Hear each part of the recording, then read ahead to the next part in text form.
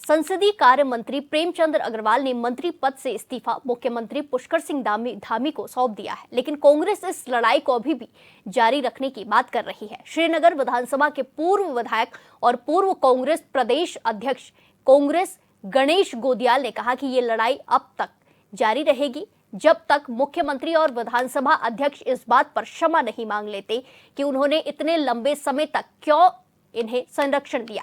साथ ही उन्होंने बीजेपी प्रदेश अध्यक्ष महेंद्र भट्ट को भी माफी मांगने तक लड़ाई जारी रखने की बात कही है। ये लड़ाई प्रेमचंद अग्रवाल जी के इस्तीफे तक ही सीमित नहीं होगी। ये लड़ाई आगे भी बढ़ेगी तब तक जब तक कि मुख्यमंत्री धामी जी ने इस बात के लिए उत्तराखंड के लोगों से क्षमा नहीं मांगी कि उन्होंने प्रेमचंद अग्रवाल जी को ऐसे कृत्य पर क्यों उनका संरक्षण किया। जब तक रितु खनूड़ी जी ने इस बात के लिए माफी नहीं मांगी सरेआम कि उन्होंने विधानसभा में प्रेमचंद अग्रवाल जी का संरक्षण क्यों किया, तब तक ये लड़ाई रुकेगी नहीं। और जब तक भारतीय जनता पार्टी के अध्यक्ष महेंद्र भट्ट जी ने इस बात के लिए माफी नहीं मांगी कि उन्होंने उत्तराखंड की जनता को क्यों धमकाया इस प्रकरण में, तब तक ये लड़ाई रुकेगी नहीं। और इस्तीफा हुआ है तो इस्तीफा इतने दिनों बाद इसलिए हुआ कि उत्तराखंड के सम्मान की रक्षा के लिए जो शौर्य लोगों ने सामने आकर दिखाया, उस शौर्य के सामने आज भारतीय जनता पार्टी को घुटने टेकने पड़े हैं। लेकिन पुनः एक बार कहना चाहूंगा कि ये लड़ाई तब तक अधूरी है, तब तक ये लड़ाई अधूरी रहेगी जब तक कि ये तीनों लोग सरेआम माफी न मांगे उत्तराखंड की जनता से। ये लड़ाई प्रेमचंद अग्रवाल जी के इस्तीफे तक ही सीमित नहीं होगी। ये लड़ाई आगे भी बढ़ेगी तब तक जब तक कि मुख्यमंत्री धामी जी ने इस बात के लिए उत्तराखंड के लोगों से क्षमा नहीं मांगी कि उन्होंने प्रेमचंद अग्रवाल जी को ऐसे कृत्य पर क्यों उनका संरक्षण किया। जब तक रितु खनूड़ी जी ने इस बात के लिए माफी नहीं मांगी सरेआम कि उन्होंने विधानसभा में प्रेमचंद अग्रवाल जी का संरक्षण क्यों किया, तब तक ये लड़ाई रुकेगी नहीं।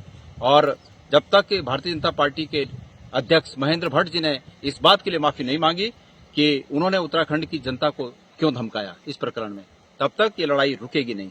और इस्तीफा हुआ है तो इस्तीफा इतने दिनों बाद इसलिए हुआ कि उत्तराखंड के सम्मान की रक्षा के लिए जो शौर्य लोगों ने सामने आकर दिखाया, उस शौर्य के सामने आज भारतीय जनता पार्टी को घुटने टेकने पड़े हैं। लेकिन पुनः एक बार कहना चाहूंगा कि ये लड़ाई तब तक अधूरी है, तब तक ये लड़ाई अधूरी रहेगी जब तक कि ये तीनों लोग सरेआम माफी न मांगे उत्तराखंड की जनता। इसी खबर पर ज्यादा जानकारी के साथ सीधे जुड़ेंगे हमारे संवाददाता जय नमगई से। जय, जिस तरीके की खबरें सामने आई है, प्रेमचंद अग्रवाल ने इस्तीफा दे दिया है, लेकिन फिर भी कांग्रेस इस मुद्दे पर लगी हुई है, इसको भुनाने की कोशिश करती हुई दिखाई दे रही है। बोल रही है कि अब प्रदेश अध्यक्ष को और विधानसभा अध्यक्ष को भी माफी मांगनी चाहिए। जब ये मामला उठा था तभी प्रेमचंद अग्रवाल ने दूसरे ही दिन माफी मांग दी थी, लेकिन अब इस मुद्दे को और भुनाने की कोशिश की जा रही है। तो इसमें क्या कुछ देखने को मिल रहा है? जी, सबसे पहले देखिए, एक संसदीय कार्य मंत्री के द्वारा आज इस्तीफा जो मुख्यमंत्री पुष्कर सिंह धामी जी को सौंपा गया, और उसके बाद जो है फिर भी कांग्रेस इस लड़ाई को अभी भी जारी रखने की बात कर रही है। श्रीनगर विधानसभा के पूर्व विधायक ये जो गणेश गोदियाल जी हैं, इनका और जो हाल ही में प्रदेश अध्यक्ष है कांग्रेस के, और इन्होंने इस लड़ाई को देखिए उसी दिन से शुरू कर दिया था। यहाँ पे देखो बहिष्कार करना शुरू कर दिया था। फिलहाल तो गोदियाल जी का भी साफ शब्दों में ये कहना है प्रदेश अध्यक्ष जी का कि अभी ये लड़ाई जो है अभी जारी रहेगी। हर बात का जो है बहिष्कार किया जाएगा जब तक जो इसमें जो है इस मुद्दे में शामिल थे उन लोगों के द्वारा जो माफी नहीं मांगी जाएगी, तब तक ये लड़ाई बिल्कुल जारी रहेगी। पौड़ी के अंदर देखा जाए तो काफी हर जगह में जो कांग्रेसियों का प्रदर्शन देखने को मिला, इस बात का विरोध देखने को मिला, और इतने लंबे समय तक क्यों इन्हें जो है संरक्षण दिया गया, इनकी वो भी मांग भी उन्होंने इनके आगे रखी है। भाजपा प्रदेश अध्यक्ष महेंद्र भट्ट को भी जो है आड़े लिया जा रहा है। जी, बाकी देखा जाएगा तो काफी हद तक जो है गणेश गोदियाल जी का कहना भी सही है, पहाड़ियों के मान सम्मान पे जो है ठेस पहुंची है। अब देखिए क्या निकल के आता है सामने। जी बिल्कुल जय, जिस तरीके से यहाँ पे बोला गया है कि माफी मांगनी चाहिए, लेकिन जब ये मामला उठा था उसी टाइम पर प्रेमचंद अग्रवाल ने माफी भी मांग ली थी, और इसके बाद प्रदेश अध्यक्ष ने उन्हें फटकार भी लगाई थी, नसीहत दी थी कि आप ऐसे बयान ना दे, जिसके बाद ये मामला थोड़ा ठंडा होता नजर आया। लेकिन कांग्रेस ने फिर से इसे उठाया था, और अब जब इस्तीफा दे दिया गया है तो अब भी इसे फिर से उठाया जा रहा है कि अब विधानसभा अध्यक्ष को माफी मांगनी चाहिए, प्रदेश अध्यक्ष को माफी मांगनी चाहिए। तो ये साफ तौर पर ऐसा नहीं दिख रहा है कि कांग्रेस है जो इस मुद्दे को बार बार भुनाने की कोशिश कर रही है, घेरने की कोशिश कर रही है, जिससे कि मुद्दा और लंबा खिंचता जाए।